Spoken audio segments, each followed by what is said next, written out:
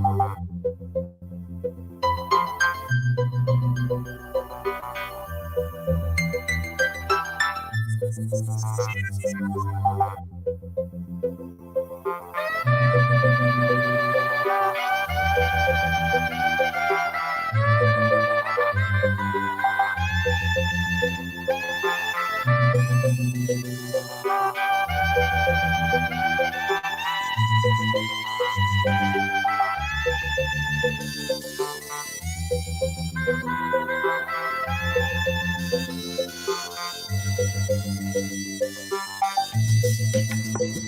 we are live. Welcome to the Renegade podcast. I'm your host, Dashing Rogue, and I'm with my frequent sidekick, Artistic Layman.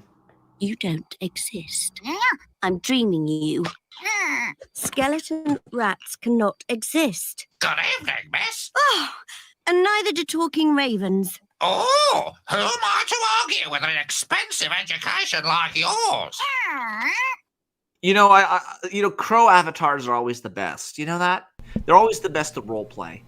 Like I had a friend who had a avatar, or not an avatar. I guess it was a animal companion named Gulliver the Crow. I remember that. Those were the good old days. That was before the Great Meme War.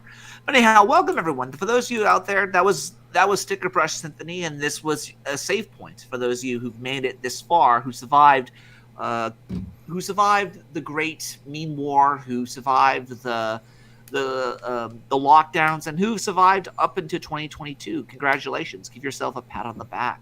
This is the Digital Renegade podcast. I'm with my host, I'm the Dashing Rogue, and I'm with my frequent sidekick, Artistic Layman. Ditto. Yeah.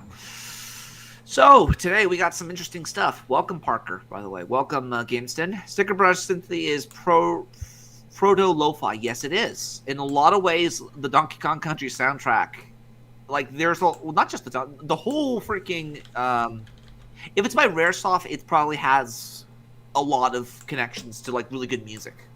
I mean, you have The Great Mighty Pooh, which was basically written by, I think, Weird Al Yankovic, I believe. I'm not kidding. I think that actually did happen. But today, you're not kidding yourself. We're gonna talk about January 5th, because January 5th, like, Area 52 instead of Area 51, that's where all the real shit happens.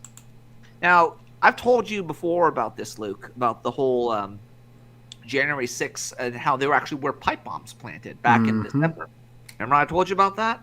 Mm-hmm. Well, for those of you who are new to the channel, there were pipe bombs planted, I would say back in this.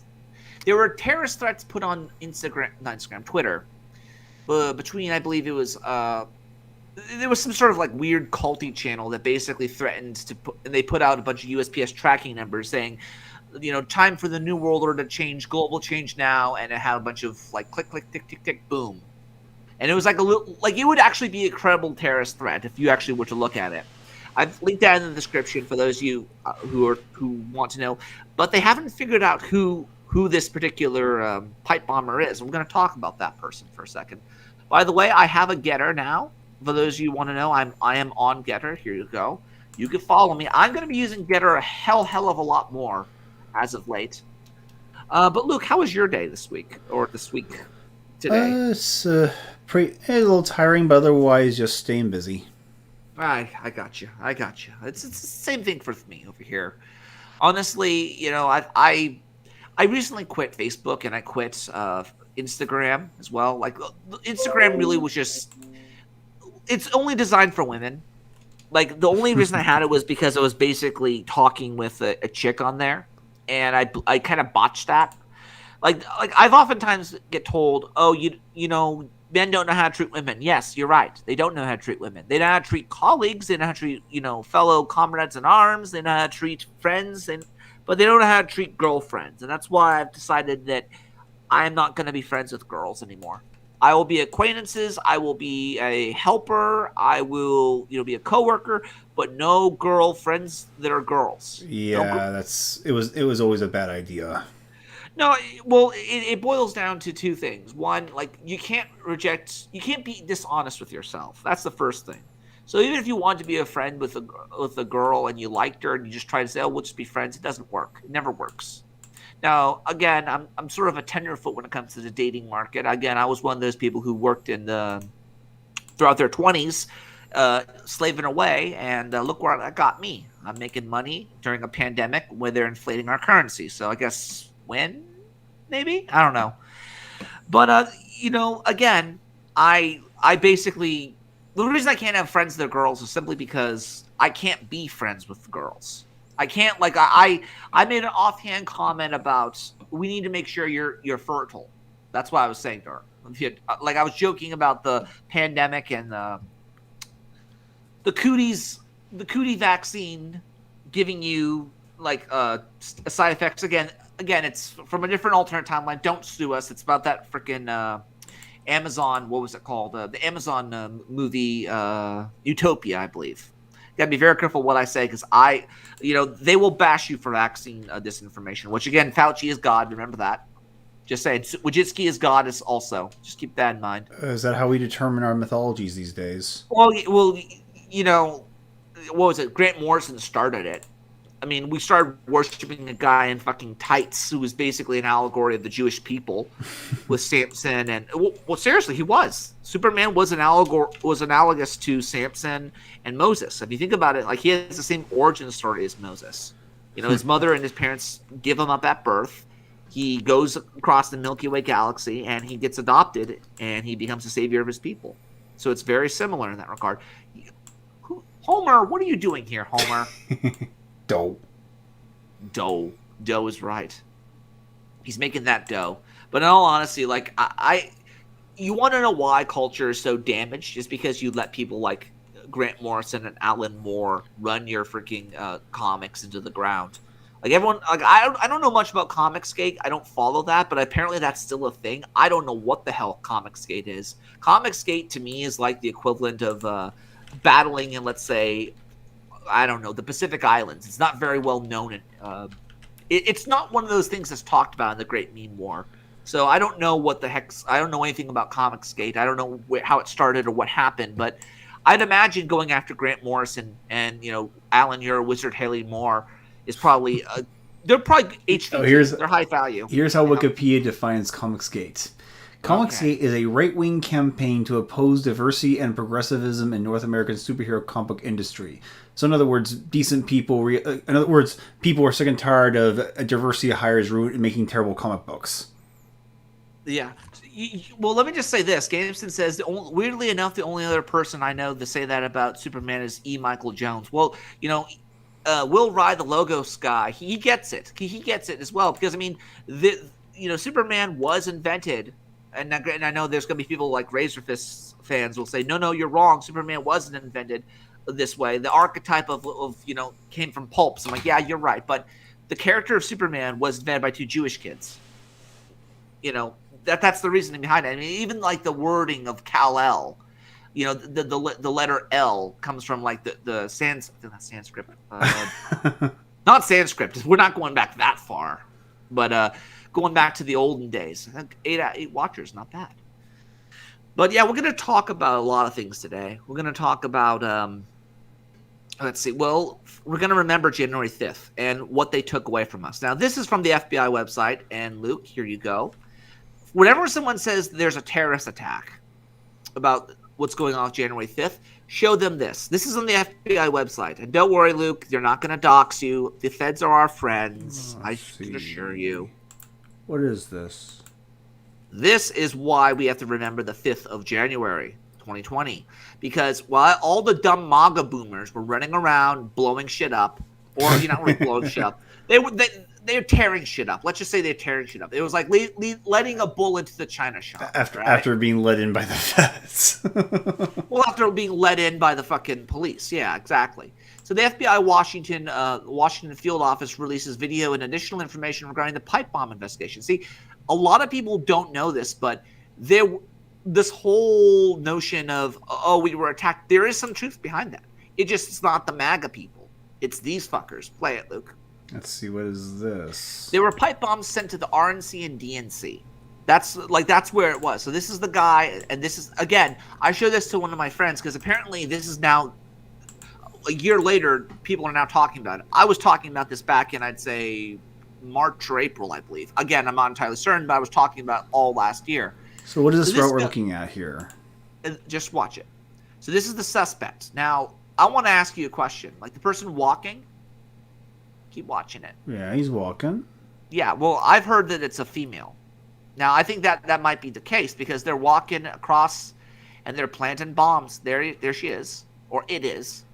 People my friend said that the way this person walks, it's a female. However, they don't know who Antifa is. So it could very well be a soy boy or a really, really hipster like guy with tight jeans.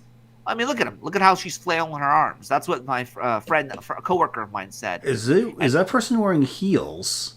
No, they're not wearing heels. They're wearing, I believe, Nike. I believe they're wearing Nike. They're having gloves on, and they're totally covered.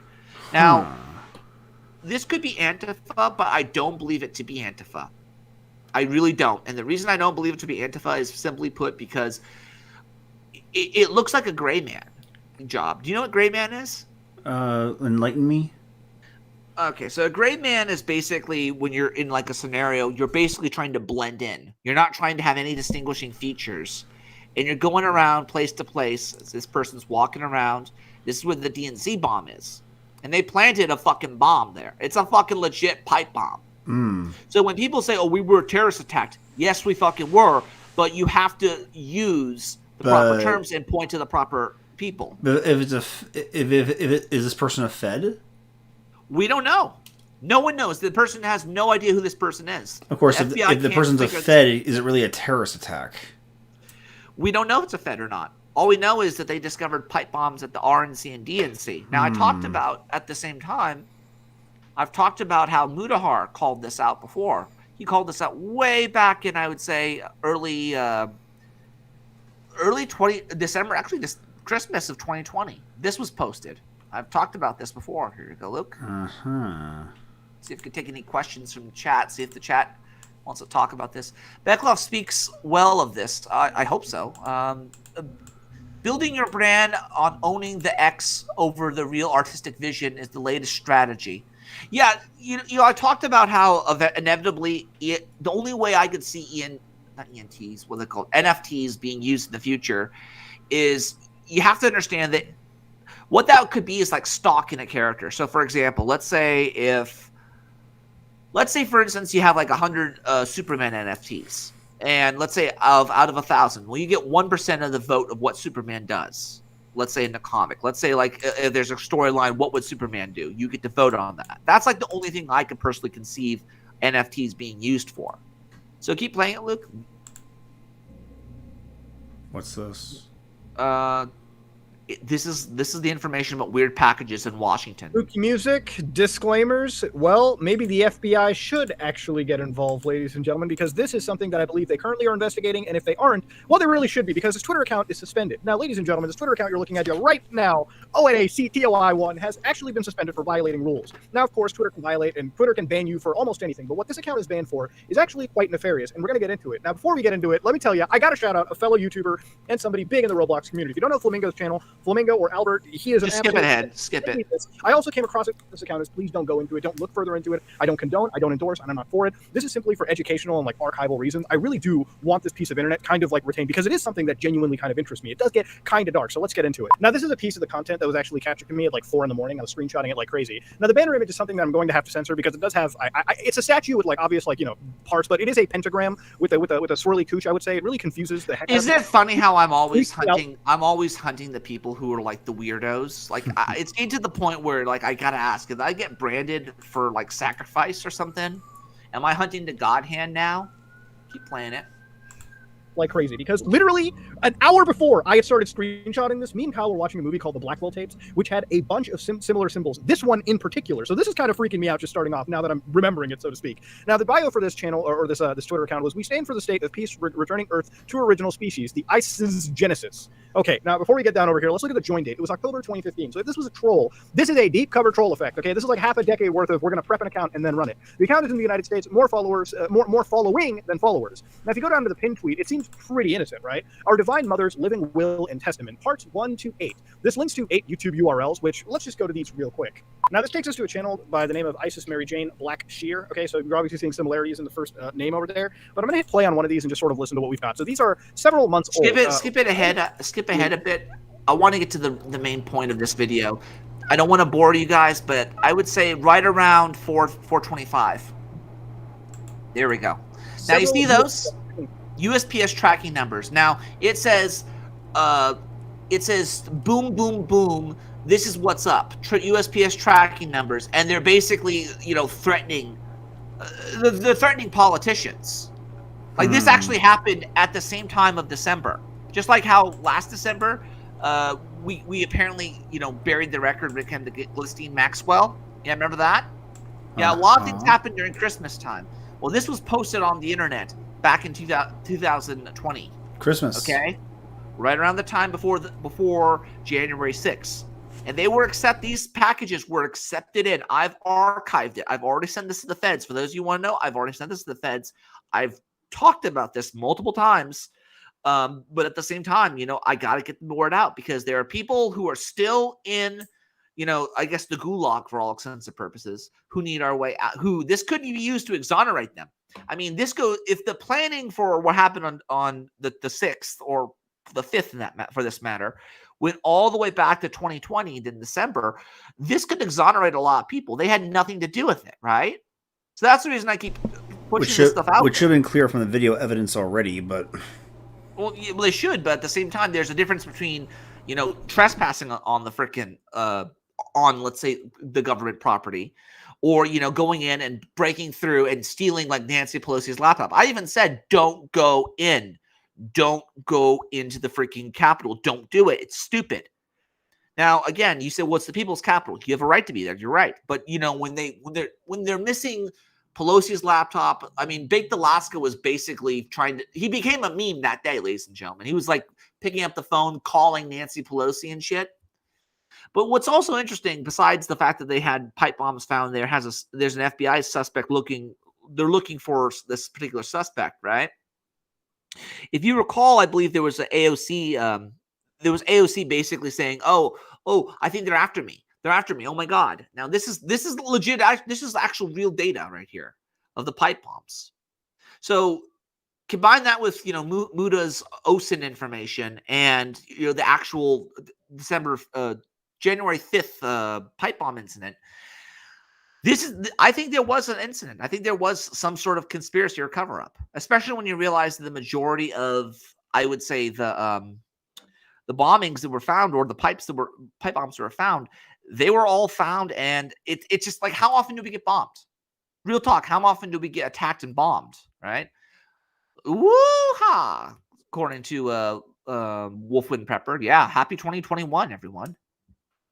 But yeah, that's the main reason why I say we have to remember the 5th of January, because there was some truth behind this. Although it could very well just be a crazy SJW New Ager who did this. But I think but if we find out who this is, we're gonna fucking exonerate them. We're gonna get our boys out of the gulag. That's the main objective. Bring our boys home. Yeah, walk away in prison for a year, pending trial for trespassing.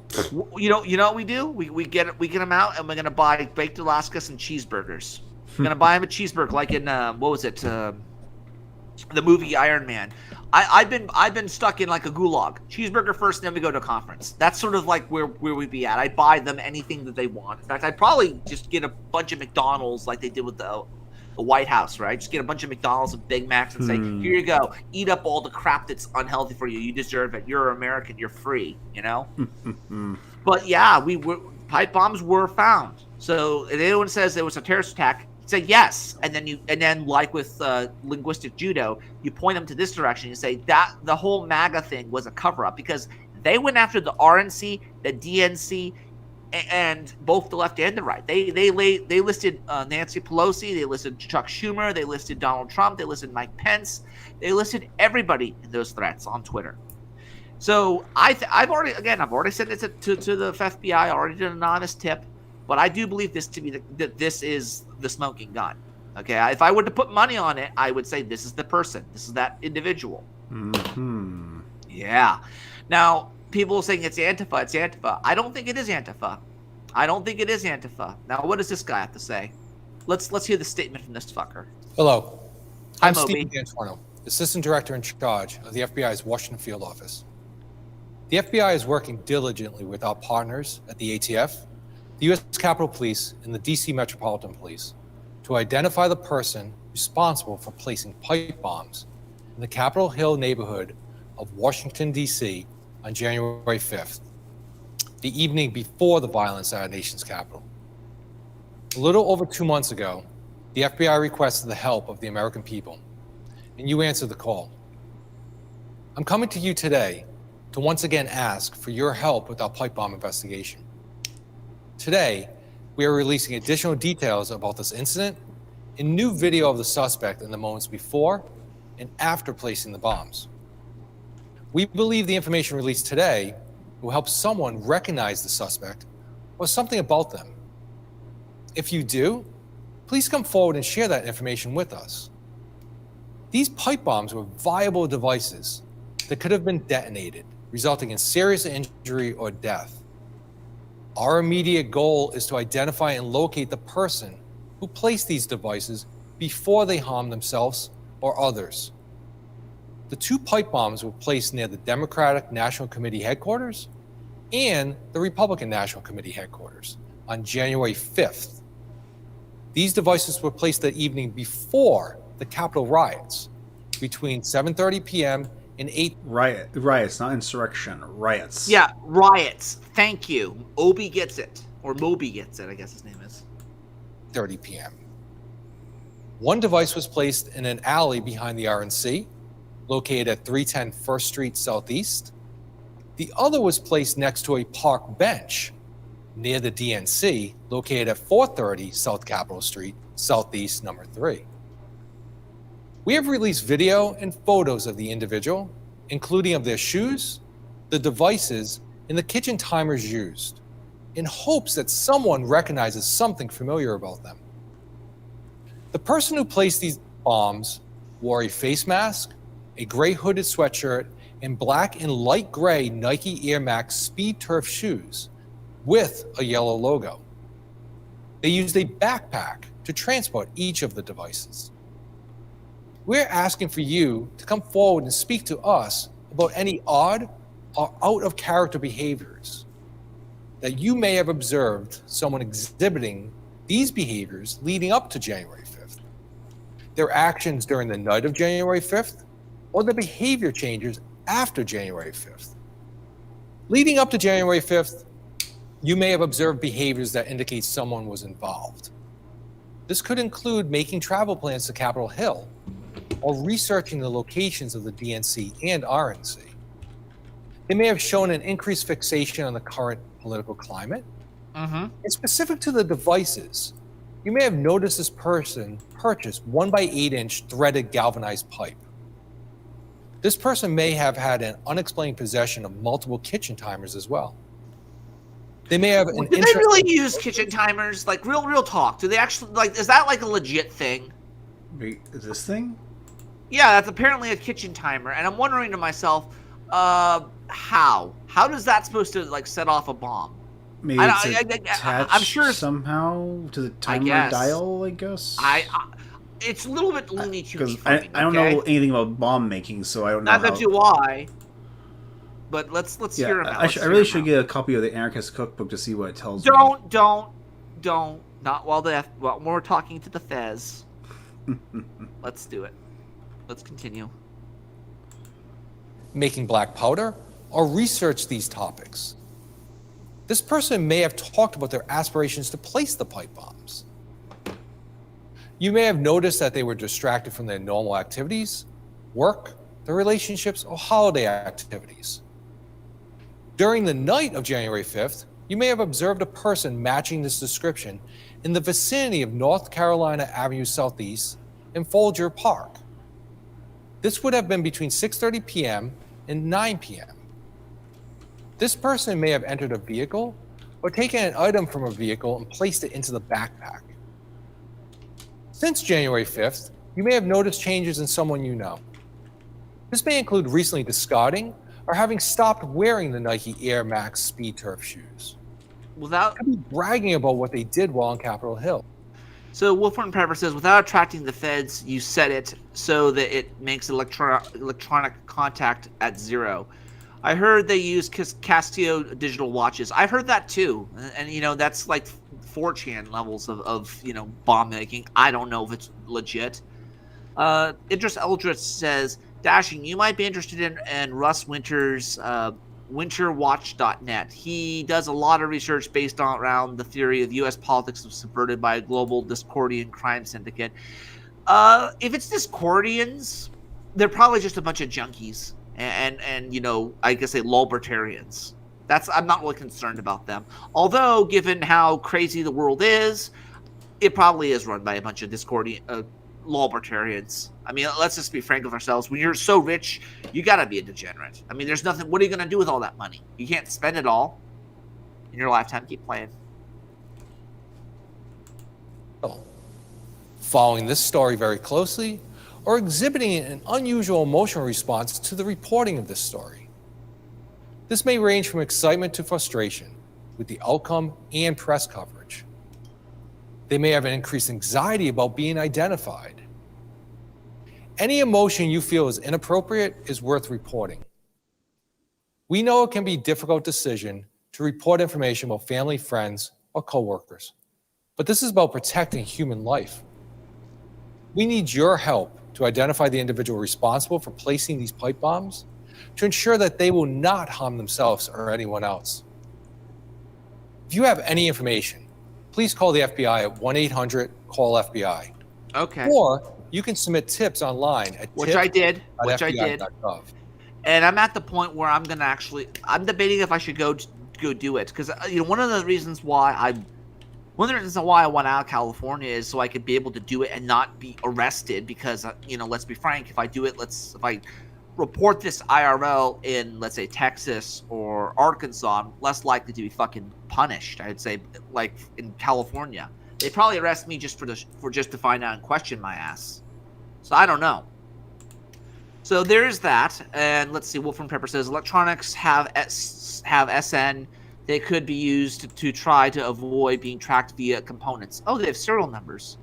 That would be interesting. I don't know how deep this shit goes. And by the way, for those who want to know, that Pori guy, I kick his ass out of here. And you go into timeout.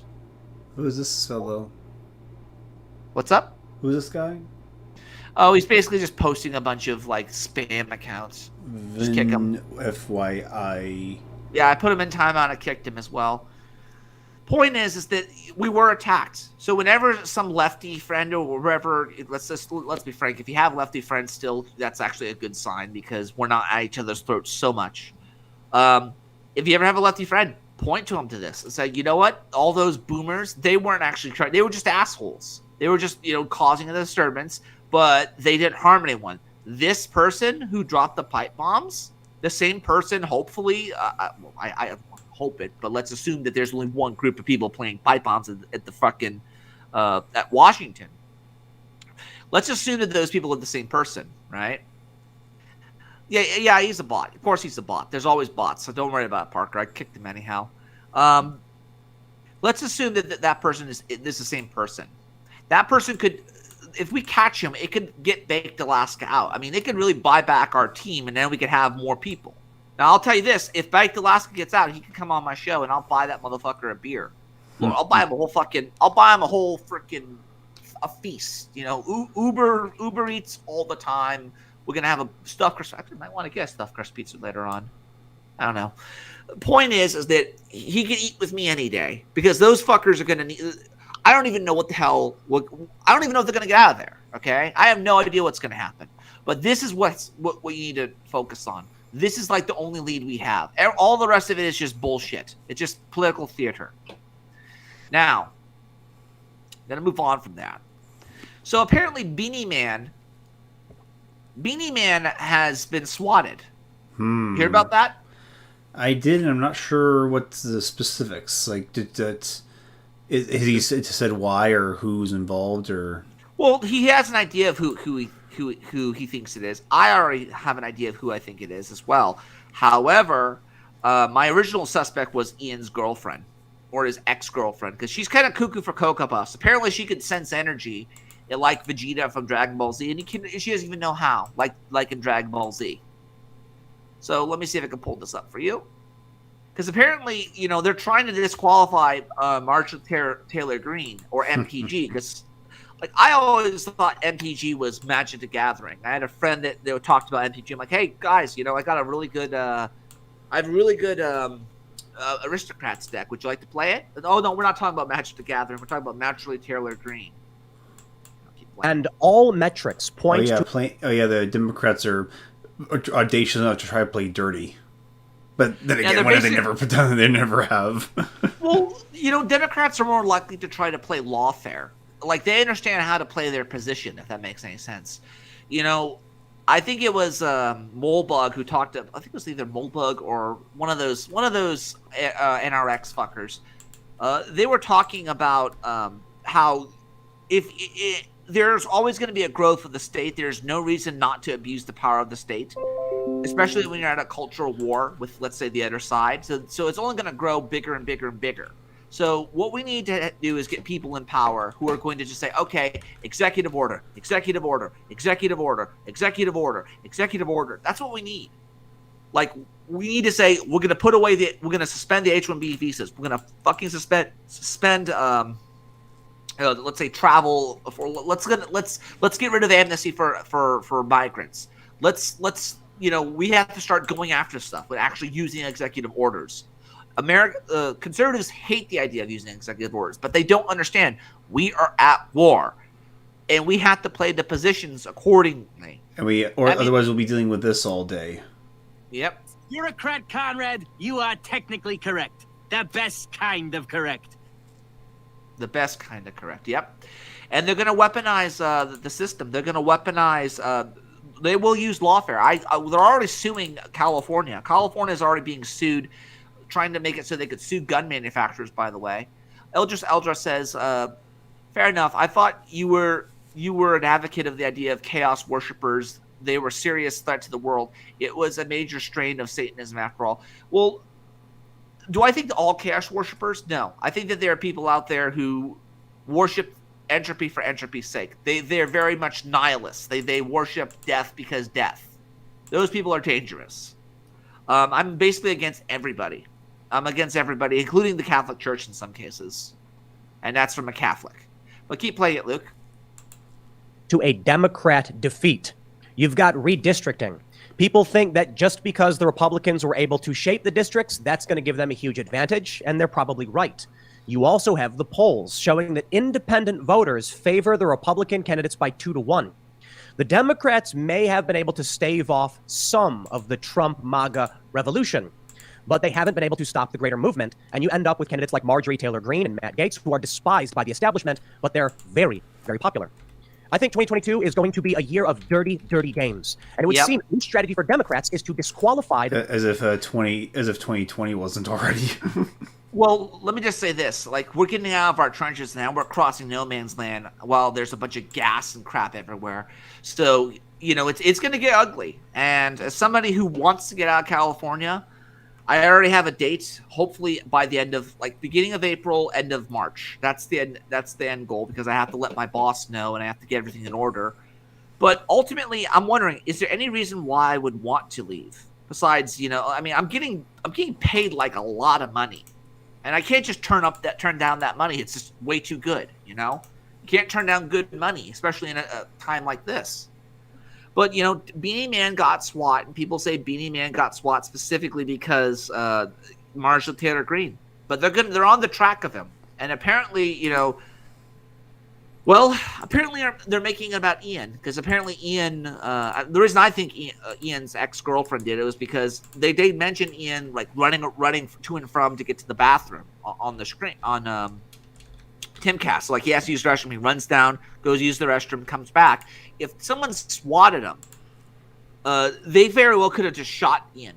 They could have shot him. And at the same time, let's suppose, for instance, you're trying to show off your arsenal. And let's say you get swatted.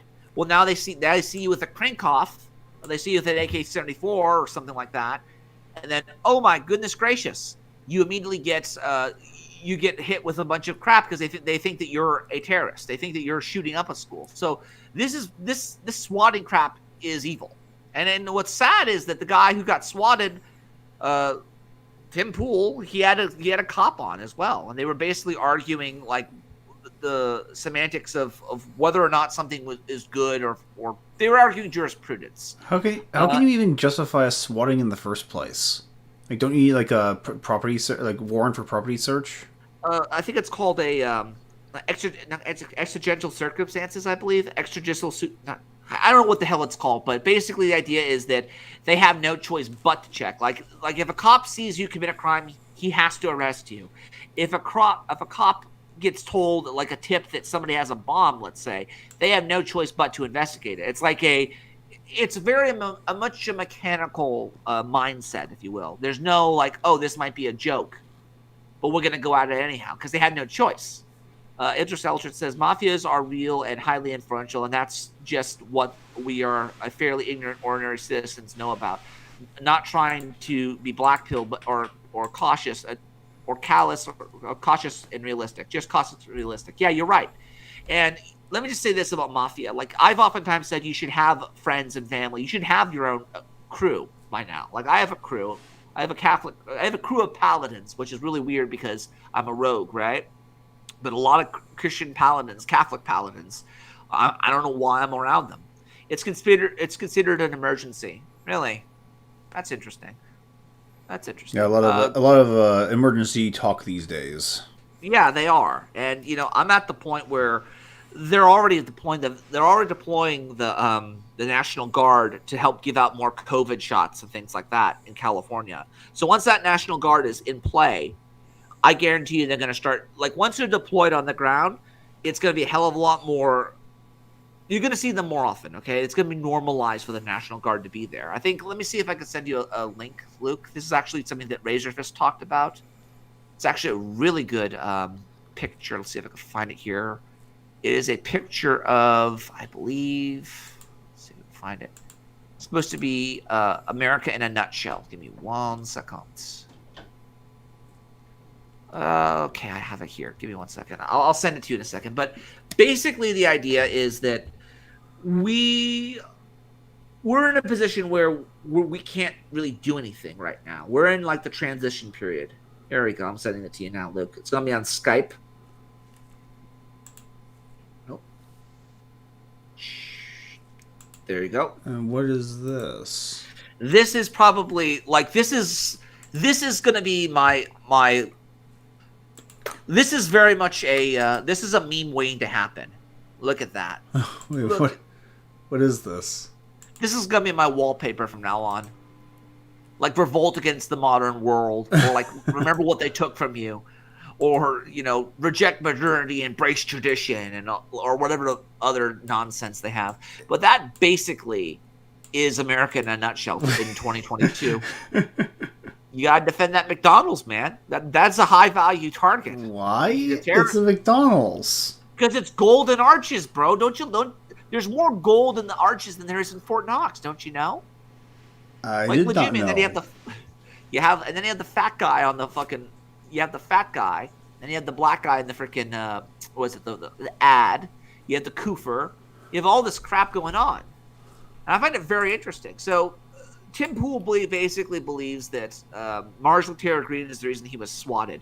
But not only that, but like they didn't just go to his house. They went to like the other guy's house. They were right next door to him, or like down the way, like a couple miles. Like that's how bad this is. And there were like 3 or 4 people who showed up to Tim Pool's house. Now, I think swatting is evil. I think it's a waste of my money and waste of your money. But at the same time, I believe that we're going to see a lot of dirty crap happening. I think we might see, somebody actually get killed by swatting. You mean only now? No. I mean, at what point are we starting the investigation of what's actually seedy and shady stuff from our opposition? Like, at what point do we start? I don't know. But I do know this. Here's a better footage of Beanie Man getting swatted. I mean, look at that shit. I mean, I don't know much, but I'll tell you this: his brother looks exactly like I would imagine his brother to look like.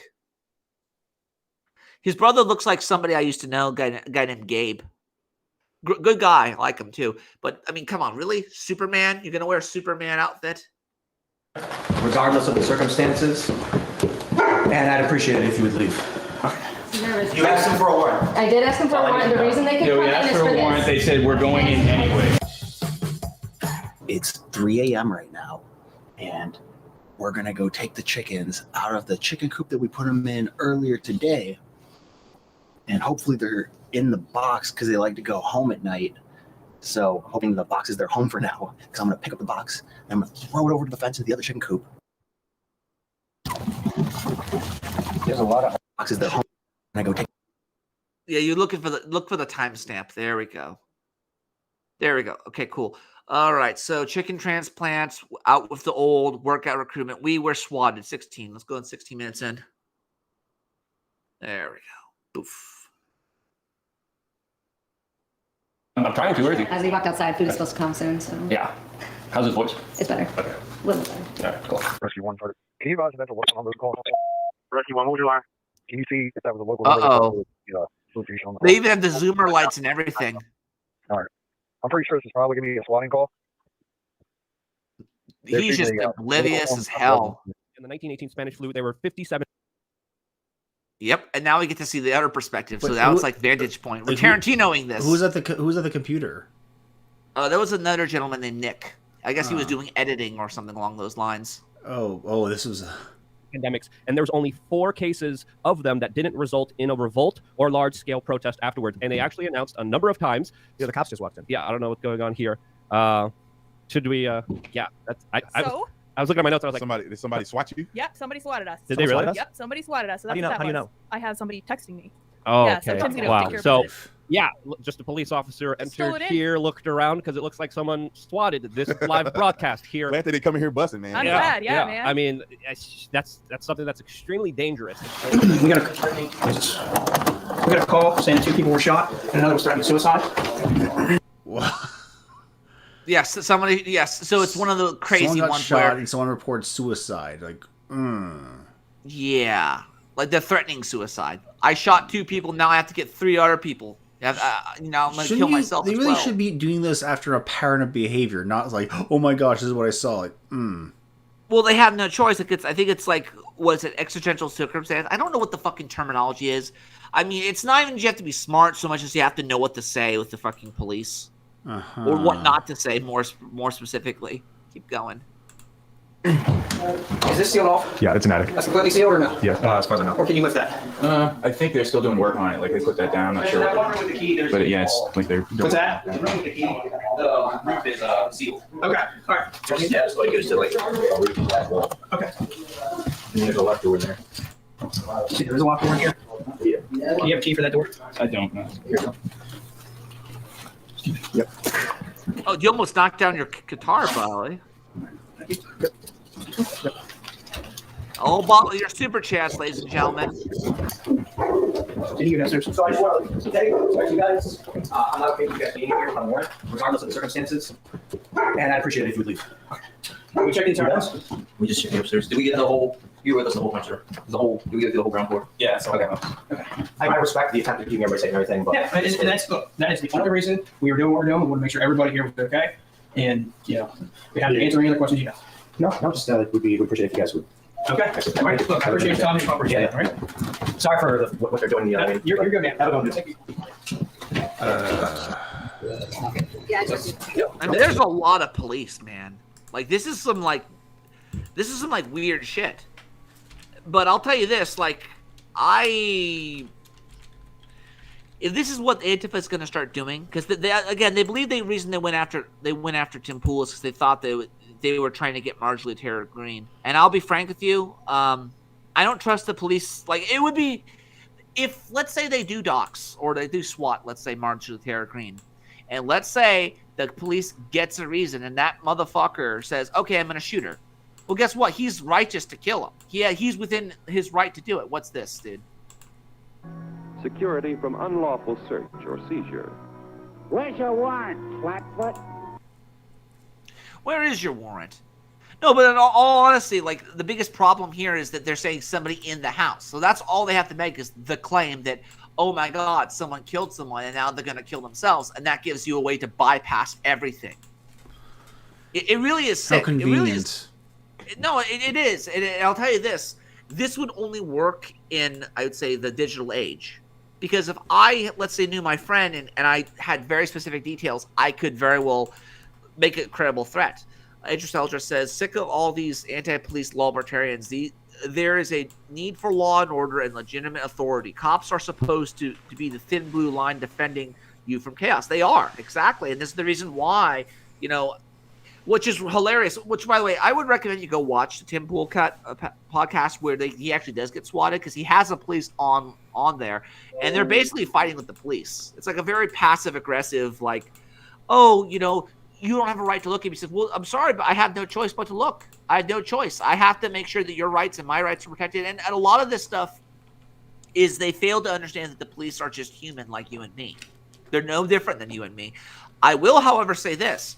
If you really want to fuck with the police, go after the police specifically for, mental health issues. Because Lord knows they're going to have them. If they don't already have them, they're going to have them. And the reason they're going to have them is because they're exposed to the worst of the worst. Genocide is lawful and ordered. Yes, it is. Yes, absolutely it is. I agree with you on that, Wolf. But yeah, Tim Pool was swatted, which I hope they catch the guy. But we're going to move on. So apparently, everyone wants to fuck AOC. Everyone wants to fuck AOC, even to the point where someone, apparently that's like the excuse that she had. That, Republicans just want to date me. I'm like, yeah, there are a lot of guys and gals out there who want to fuck AOC. It's not, dating is not the right word, AOC. They want to, They want to raw dog you, woman. They want to raw dog you. I mean, the stuff, like, don't get me wrong, AOC probably gets harassed a hell of a lot more, like, legitimately harassed. They want to reenact that very absurd quadrant politics image where every version of the 4 quadrants is ramming the focus of their ire. That, and also that they want to have, like, NFTs of her feet. I'm not even joking. Was that real? That was real. Pull it up, Luke. Pull it up. Let me try to get it off my Skype. like legitimately, there was a guy who said, "Can I get an NFT of your feet?" And she gives the answer that you think AOC would give. She's giving the answer that proves that leftists can't meme. Well, no, the left can meme. The issue here is the left can meme, but they're trying to educate you way too hard. That's not how memes work. No, they do. I mean, Build Back Better is a meme. Because we have access to sensitive information and upcoming policy, I do not believe members of Congress should or hold trade/individual stock, and I choose not to hold any so I can remain impartial about policymaking. I also extend that to digital assets, currencies, especially because I sit on Financial Services Committee. So the answer is no, because I want to do my job as ethically and impartially as I can. What was the question, Luke? The question was, can I buy an NFT of your feet?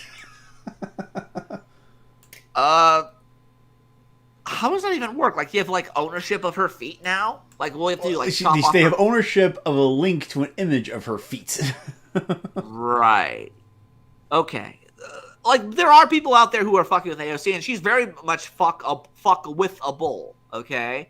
I wouldn't say fuckable, but she definitely is. She definitely will bite the bait.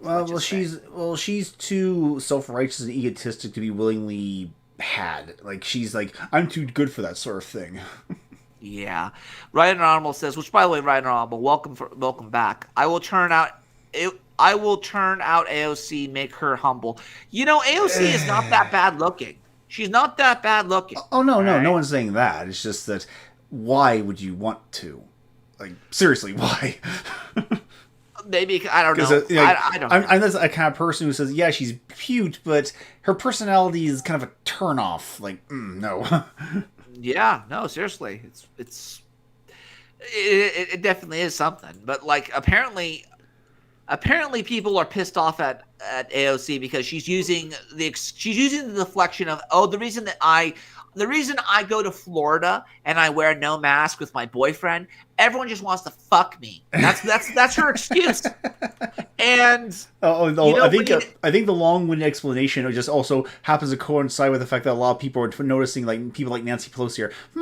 I'm noticing that she's actually taking advantage of the stock market for political gain. Oh yeah, she is. I mean, and I think that's where I want to say that's what inspired this little weirdo response that she had. Oh yeah, Nancy Pelosi's evil. Like almost every Californian politician, if not all of them, are just evil. Even Larry Elder, I would argue, is a bit more neutral evil or lawful evil, rather. But but play the clip I sent you. Let's see, like, what does AOC look like right now? Because she hasn't aged much. She hasn't been around. Oh yeah, this is her in Florida, in Miami, and enjoying the land of the free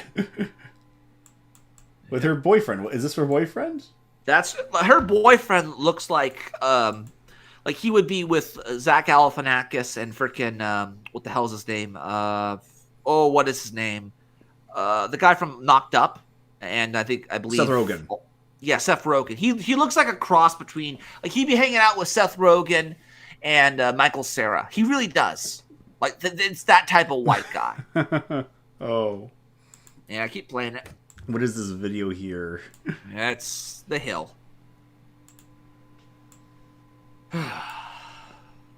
Andrea Ocasio-Cortez exchanged the New York winner for a Miami getaway last week, drawing swift criticism on social media over a maskless toast with her boyfriend as New York. They really live in their own universe. Oh yeah, they just want to have sex with me. It has nothing to do with the fact I'm being a complete utter hypocrite. Right honorable. By the way, we're gonna give you welcome to the mod circle. Welcome, right honorable. I've seen you around and long enough, so I know you're good. Right honorable says, seriously though, she's hot as she thinks she is. I would pump and dump. Okay, well, as a Catholic, I cannot approve of that on the record. But nice. Keep going, Luke.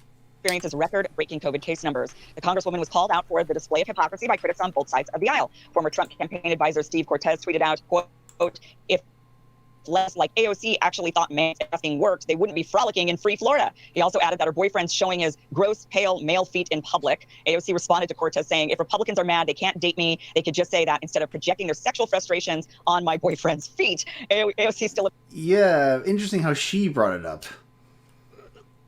Was it her, really? Go back a bit. Like she's the one who brings it up. Like leftists, if leftists like AOC actually thought mandates and worked, they wouldn't be frolicking in free LFA. That's Steve Cortez. Her guy is showing his gross pale feet in public, not in the pool or the beach in hilarious sandals. So they're not even bringing up her feet. They're bringing up his feet, which is really fucking. I see how it translated into. Can we have pictures of your feet now? Yeah, well, apparently that was like old. I had that for like the meme reel when I was going to start doing more and more content. If Republicans are mad, they can't date me. They can just say, instead of projecting their sexual frustrations onto my boyfriend's feet. Yeah, I don't think that's how it works, AOC. I hope she challenges Chuck Schumer for the Senate seat. That would be interesting. I would love to see Chucky go after AOC. Chuck Schumer is New York, right? I think I don't know. I don't know what he is. Yeah, please. Although she wouldn't be much better, but at least it would be more amusing to see her try to be like as deceptively horrible with crocodile tears as Chuck Schumer. I want to see her be Speaker of the House. I think that'd be hilarious. Oh, yes. AOC, Speaker of the House, Nancy Pelosi's seat. Oh, the vengeance. Oh, yeah. Yeah. My boyfriend's feet. AOC still appears to be in good spirits in the Sunshine State and was spotted yesterday at a large maskless drag show at a Miami bar. Yeah, a drag show? Like, are we talking like a drag queen show? Or is it like a drag race? Like, what are we talking? So, yeah. Look, this does just kind of showcase... Yeah, there she is, the big heavy-set drag queen right there. Oh Christ! It's like something out of fucking Dune. Keep going. does just kind of showcase, I think, more of the hypocrisy that are coming from the political class. They do give us all of these mandates. They support these mandates, and then they, run off. I mean, she was criticizing Ted Cruz for wanting to run off to Cancun, and don't worry, his day is coming. His day is coming. Ted Cruz's day is coming. Oh yeah, he's trying to be on the good side of the establishment with his comments about the July 7th people were terrorists. Yeah, which again, I'm actually going to back Ted Cruz on this one. And the reason I'm backing Ted Cruz is the same reason I'm backing Rick Perry, because they're the ones who are actually standing up against the fucking Ruskies and the Russians, which I actually have another clip for you in a second. Keep playing. Well, Ted Cruz ran off to Cancun in the midst of the state's meltdown because of its deregulation of its energy grid. And everybody else was freezing, and he hopped off to Cancun, which was just hilariously bad political optics and political instincts. Now, our era is characterized by relentless efforts to gotcha each side, and then they use the other side's language to gotcha the other side. So the right is not for wearing masks outside in Florida, but all of a sudden AOC is not wearing one. They're like, aha, gotcha. Yeah, I mean, I get that so I think the fair criticism is that, she's all about, I mean, she's not the architect of these policies, but as far as I know, AOC has not gone out of her way to go, actually, I think some of the CDC guidance goes too far, right? She's pushed the this guy line on COVID. Who's this guy again? I don't know, but I don't like him. I don't know. He just gives me the creeps. Keep going. Mitigation. So I do think there is at least some hypocrisy in then going off and doing this kind of thing, which I think is totally fine. Everyone should go to Florida and be maskless and happy. They should not even have to go to Florida to do that. The part of it I don't like, the criticism, the feet thing. Who cares? What was he doing wrong? He was wearing sandals in public? That's in Miami. Can't wear sandals in Miami? Yeah, what the F is that? I don't... He wants him wearing sneakers and socks. I'm going to be in Miami next week. I'm going to be wearing sandals in public. Sorry. And a bathing suit and a tank top. Sorry. That's just going to be my wardrobe. So don't come for me, Steve Cortez. Very odd criticism. Totally odd. What do you think of that other part? Because the right. I can understand if the guy was wearing a Speedo or something along those lines. No one wants to see you in a Speedo, bro. But everyone, I don't know. Everyone wants to fuck AOC. I don't want to do it. I'd rather do one of the others. Let me just say that. Keep going. What is this? What is this? Sounds Luke? like Republicans are watching. I just said GIF AOC, and this is the first thing that pops up. Yeah, and let me just say this about the whole Republican thing. The Democrats need the Republicans. They are the boogeyman for them. Idris Elba says, Marquis de Sade is the key to understanding elite degeneracy, starting out with the pervy little game and snowballs until the drowning in scandal that would permanently ruin their reputations if they ever got out of it. No, actually, if you want to know what Marquis de Sade is, Marquides, oh god damn, she's trying to be so sexual, it's weird. This was back before he was elected, though. Yeah, I know, right? She's trying so hard to be alluring and objectified. Yeah, very progressive. Yeah, she is, but she has that fucking horse-like face, that really, really disgusting horse face. The long face, let's just say. Marquis de Sade, for those of you who don't know, if you ever want to know Marquis de Sade, go watch somebody reading Marquis de Sade out loud. And watch them cringe until they eventually stop cringing. Because that's what you can learn from Marquis de Sade. Because at some point, between eating shit and eating a fucking baby, an actual fetus, you just say, okay, I don't care anymore. I don't care. It doesn't shock me anymore. That's what Marquis de Sade does to people. He immunizes you against cringe, when really you should not be immunized against cringe. The left could easily just beat the Republicans easily. If they embrace capitalism, simply be a put, because the left will whore themselves out. The Republicans will not.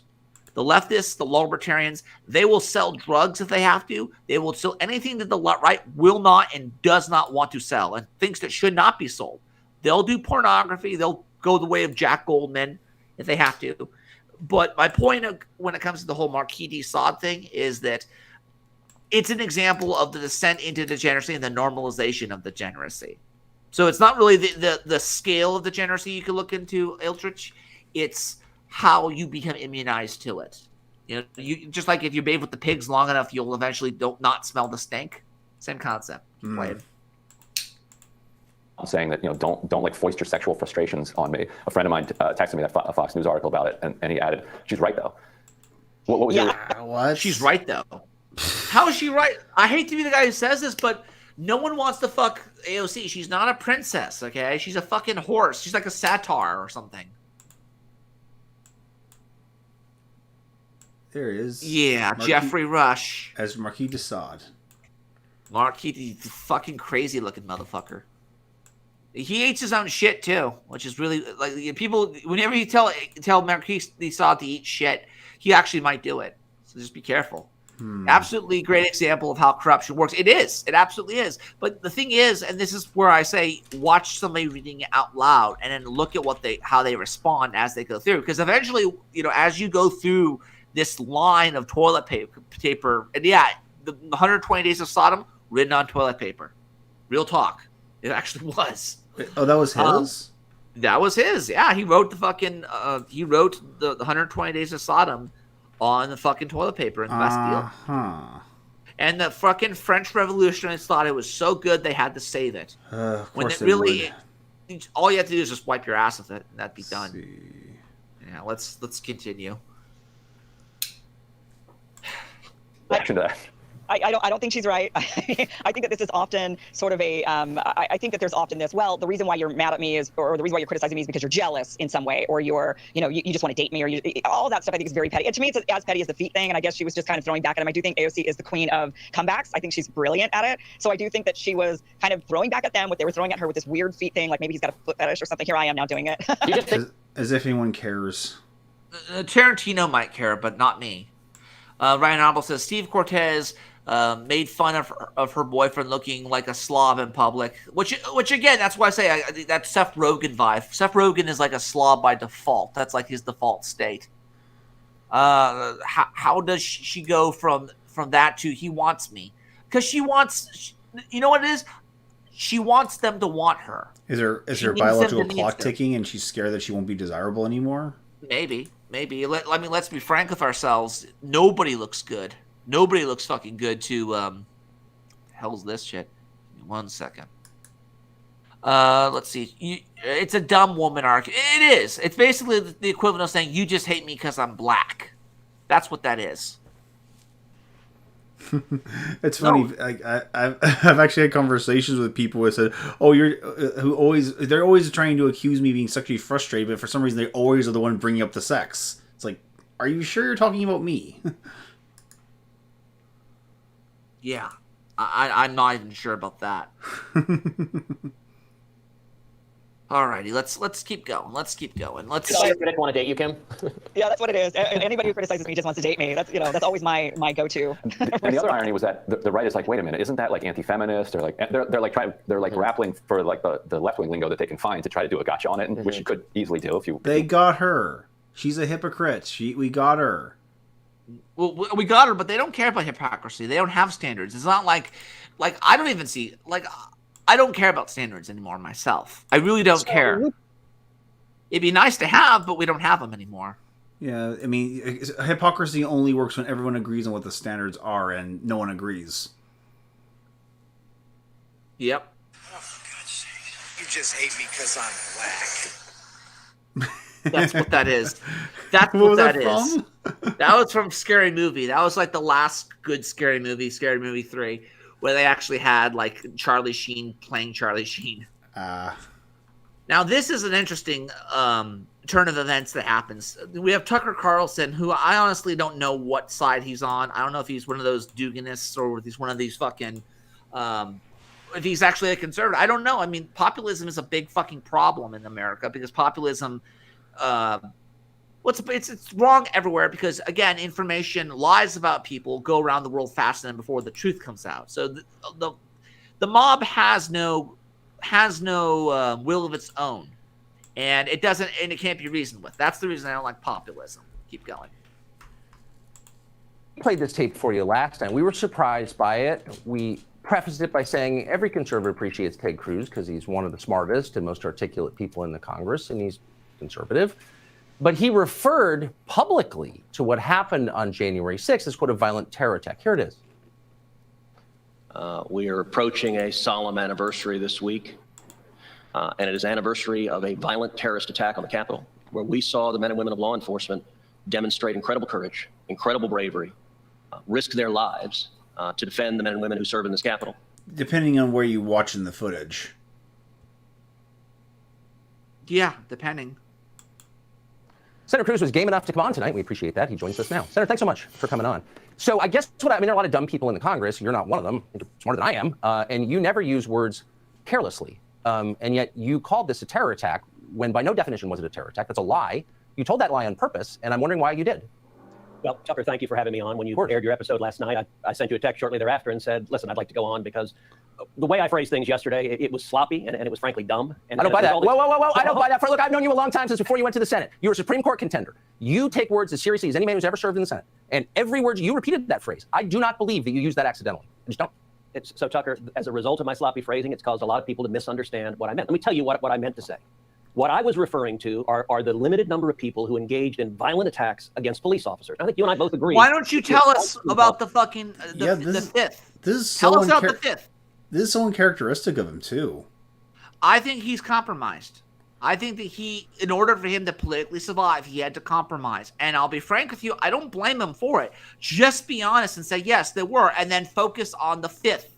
Don't focus on the sixth. Ted, you can do this. Don't be a pussy. Do it. Officer, you should go to jail. That's who I was talking about. And the reason the phrasing was sloppy is I have talked dozens, if not hundreds of times. I've drawn a distinction. I wasn't saying that the thousands of peaceful protesters supporting Donald Trump are somehow terrorists. I wasn't saying the millions of patriots across the country supporting President Trump are terrorists. And that's what a lot of people have misunderstood that Wait a second, but hold on. What you just said doesn't make sense. So if somebody assaults a cop, he should be charged and go to jail. I couldn't agree more. We've said that for years. But that person's still not a terrorist. How many people have been charged with terrorism on January 6th? Like, why'd you use that word? You're playing into the other side's characterization that, as Joe Kent just explained, allows them to define an entire population as foreign combatants. Look at him shake. By the way, watch how they bump up and down. Like, Tucker's gonna do like the whole snake game. He's doing a very like media watchdog stance, if that makes any sense. Keep going.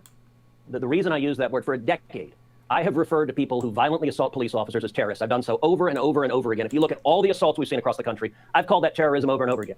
That being said, Tucker, I agree with you. It was a mistake to say that yesterday. And the reason is what you just said, which is we've now had a year of Democrats in the media twisting words and trying to say that all of us are terrorists, trying to say you're a terrorist, I'm a terrorist. And so, look, I don't like people who assault cops. And I stand up and defend cops. And the reason I use that word is that's the word I've always used for people that violently attack cops. But in this context, I get why people were angry, because we've had a year of the corrupt corporate media and Democrats claiming anyone who sloganeering election fraud. Sloganeering. Just get all those talking points. Just throw everything at the wall. See if it sticks, Teddy. Go on.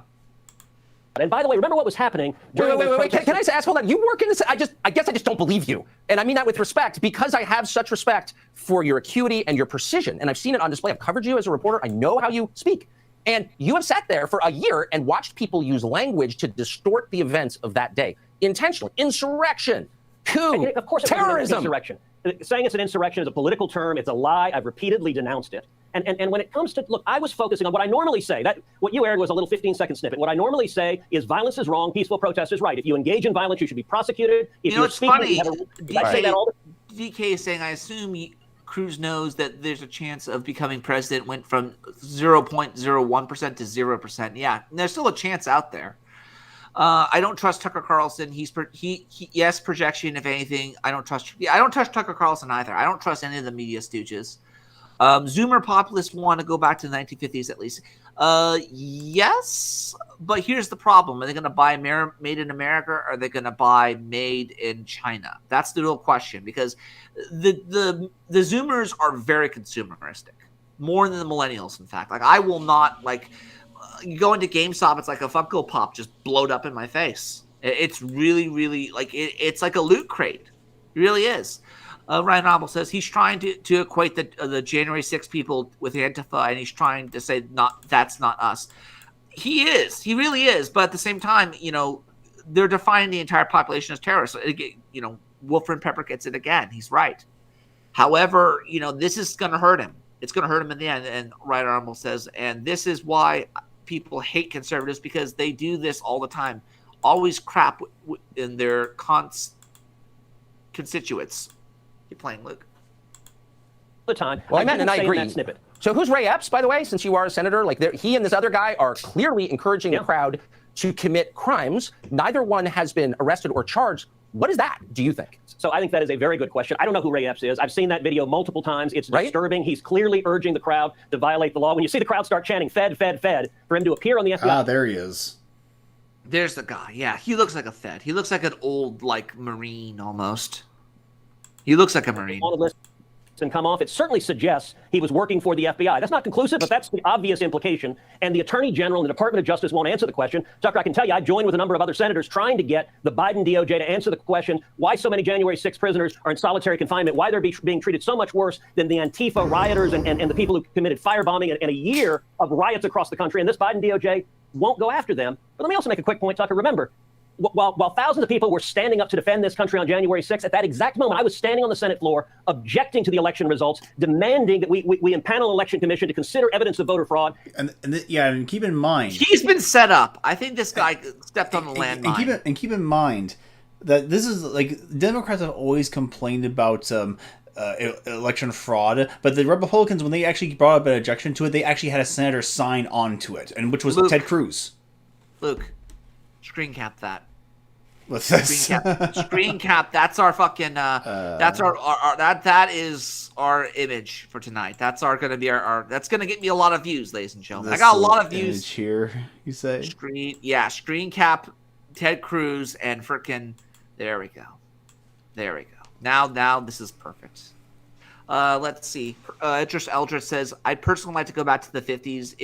It was better than now in a lot of ways." Well, yeah, a lot of that's nostalgia blindness. But let me ask you this: ask any millennial, "Were the 90s awesome?" They'll say yes. And then here's the problem, though: they were children in the 90s.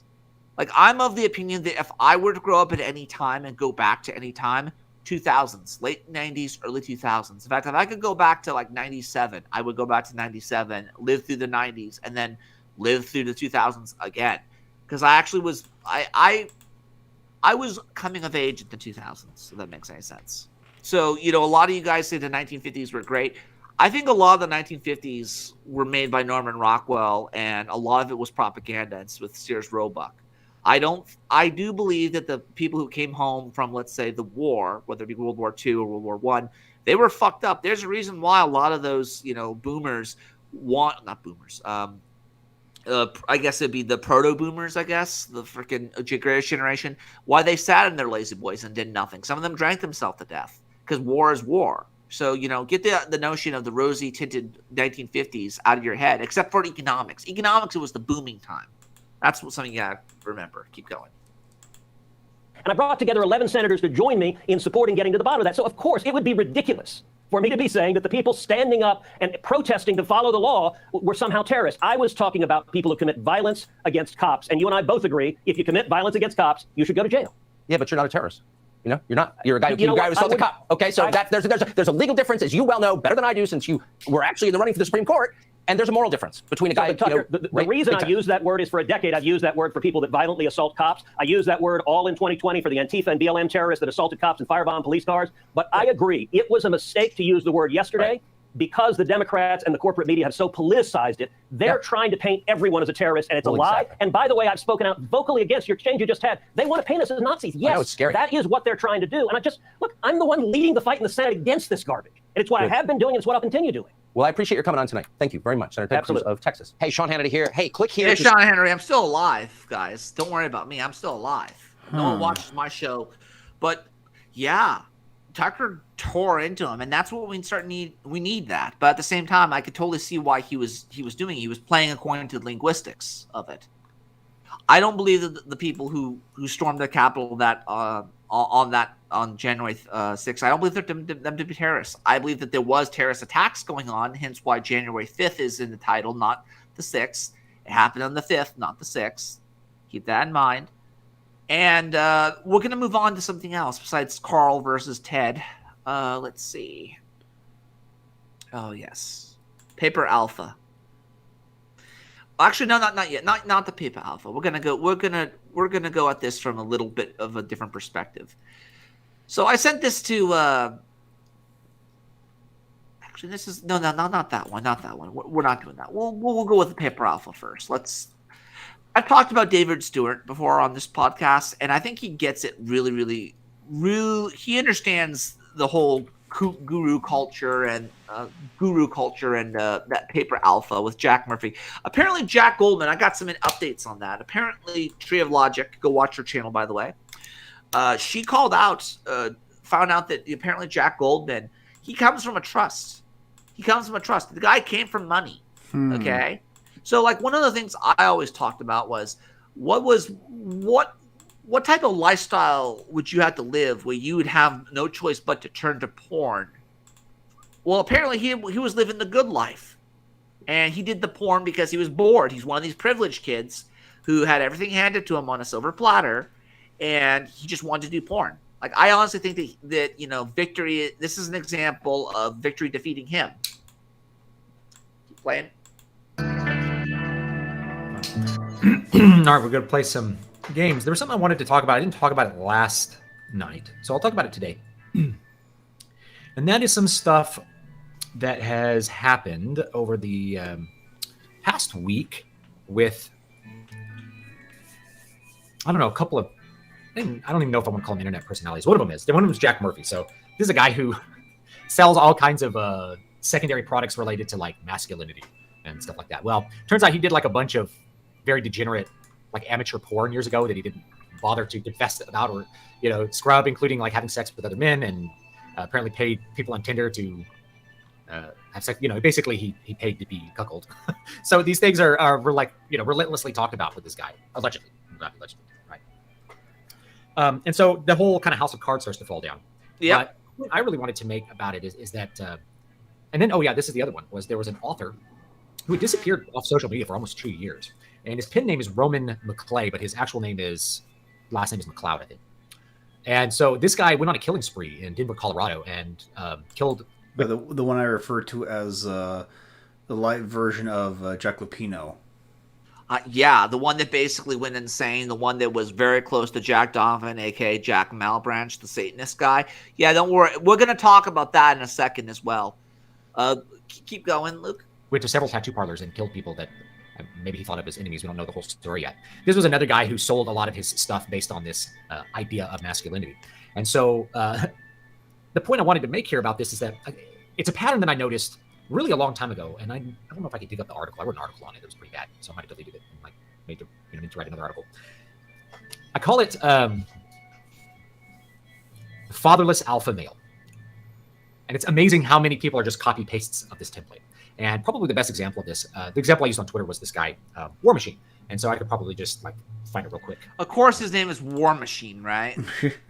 I mean, because Iron Man was a little bit too on the nose, right? Keep going.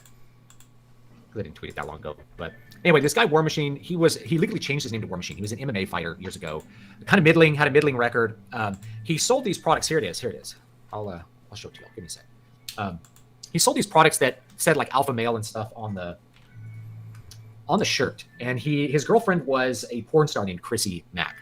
And so this picture here is just like the best example that I can find of this. This guy. I do Sigma male shit. That's what it should say, because that's a Sigma. That is somebody who I would say is a Sigma, or he looks like he's about to cry. I mean, look at him. He looks like he's about to cry, and that chick looks like she's gonna peg him in the ass. That's what it looks like to me. That's the energy I get. Keep going. He's in and out of prison. Routinely said he told people he was crazy, and I think more people probably should have believed him. Now, I call the fatherless alpha male because what was his life really is that he did pornography, including gay pornography, which means that he was receiving on the receiving end of gay sex. Now, if you're gay, that may not matter to you, but a lot of the faux masculinity guys sell everything as like a anti-gay kind of thing. Like, you're a man, and you're going to dominate, and then you're taking it up the butt on camera for money. You're a whore, right? That's not really you're not really Genghis Khan if you're having gay sex for money, right? If you're gay for pay, you're not some alpha male out in the world exerting your energy and making people do what you want them to do. You're literally submissive in that case, right? So he did that. Of course, he shares his partner. If his partner is a porn star, that means that his partner is having sex with other people all the time for money. Different people have different morals, but certainly having to share your wife is not really viewed through this lens of like this alpha male. You want to see an alpha male, Luke? You want to see an alpha male? All right. I'm going to show you an alpha male. Look up a guy by the name of James Stewart. Jimmy Stewart. You know the actor James Stewart? Yeah. Jimmy? Is it the same person or no? Yes, same person. Jimmy Stewart.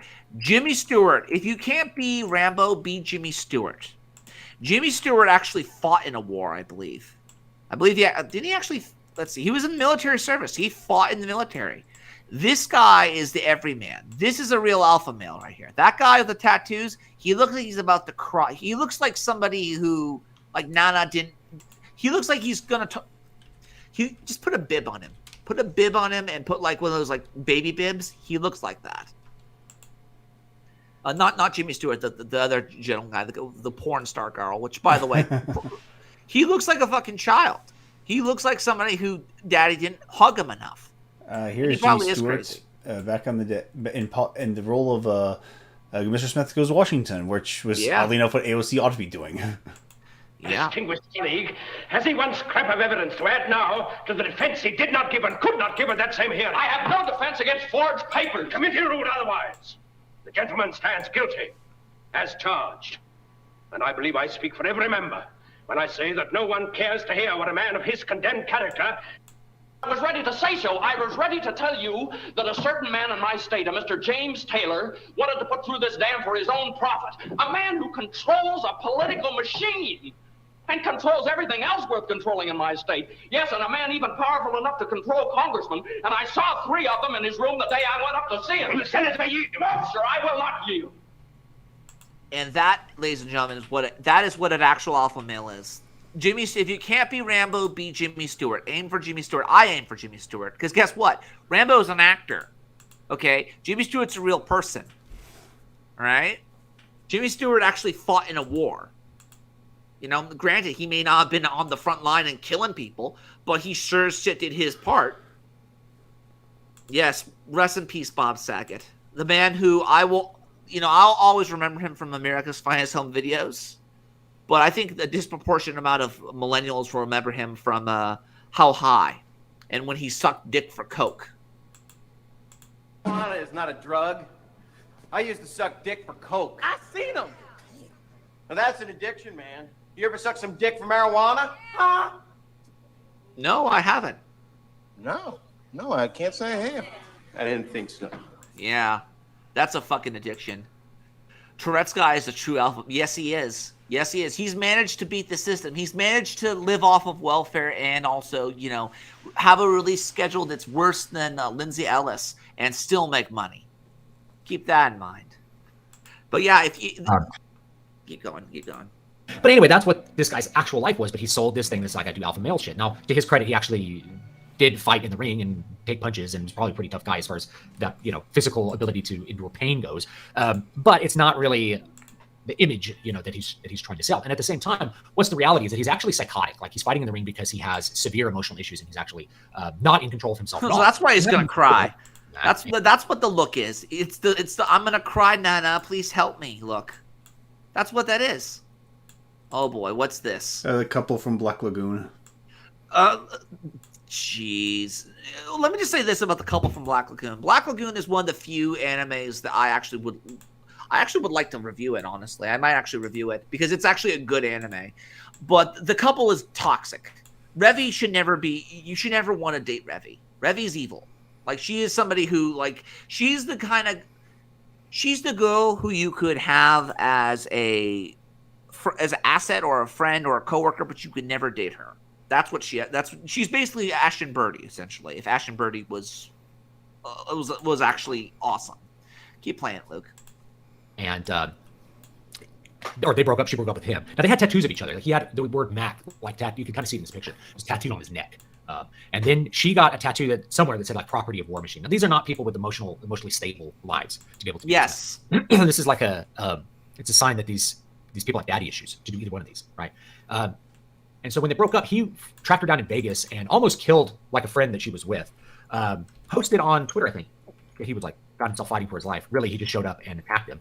I believe he intended to kill his ex-girlfriend and raped her and did all kinds of other things. He ended up in prison, right? And he'd been in and out of jail as a youth too. So this is somebody who is not masculine, doesn't understand masculinity because he'd never had an example of it. His example of masculine was the pseudo-masculinity, the machismo that you maybe get in a jail situation, which is very different from the masculinity of a Roman statesman, let's say, right? So Which let me just say this.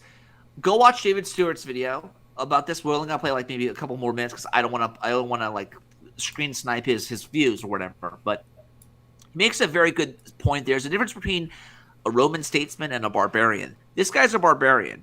Okay, this guy is like a gladiator. He's going to compare him to a gladiator, but in reality situation, he's a barbarian. Okay? Yeah, he has a good comparison about how Caesar went out and led and conquered the world and defended his homeland, whereas a gladiator is basically a slave who fights to the death for the amusement of others. Yeah, exactly. And, I am crazy also. I'm crazy like him. Right Honorable says, I think that the end of Hollywood's masquerade can be traced back to the 90s and early 2000s. I think it's the boy bands. I think that a lot of it was the boy bands, but also I've talked about the Bishonen archetype in anime and how degenerate that is for men. I thought, if I just be like a Bishonen, I can get the girls. I could be the smart guy. I could get the girls. I could be like Hiei or Karama from fucking, Yu Yu Hakusho. I'll get the girls. Like, everyone wanted to be the first. Like, everyone, for whatever reason, everyone wants to be Wolverine. But they never understand that Cyclops is the one that always gets the girls canonically, and no one likes Cyclops. No one likes Cyclops. Keep playing. Is the patriarchal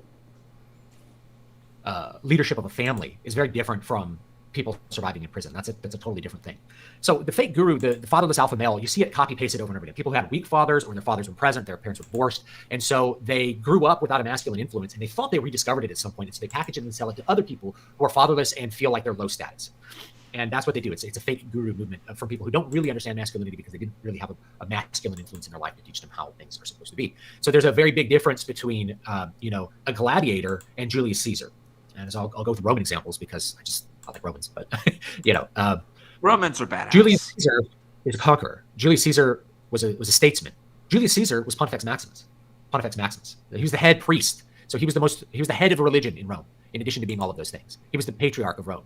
The title that Augustus, his adopted son and nephew, took on, the one he was most proud of, was father of his country.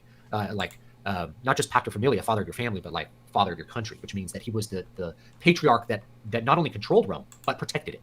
So the masculinity of this, quote, civilized Roman, who was far from civilized the way we would think of it, of like somebody being weak and domesticated.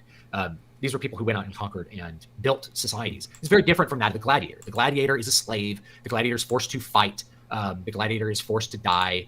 He may be very physically strong and intimidating and very maybe have a sexual power to him. There's lots of rumors about Roman women going in and having liaisons with attractive gladiators. Pause it for a second.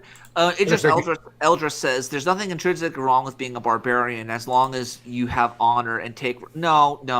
Okay, stop right there.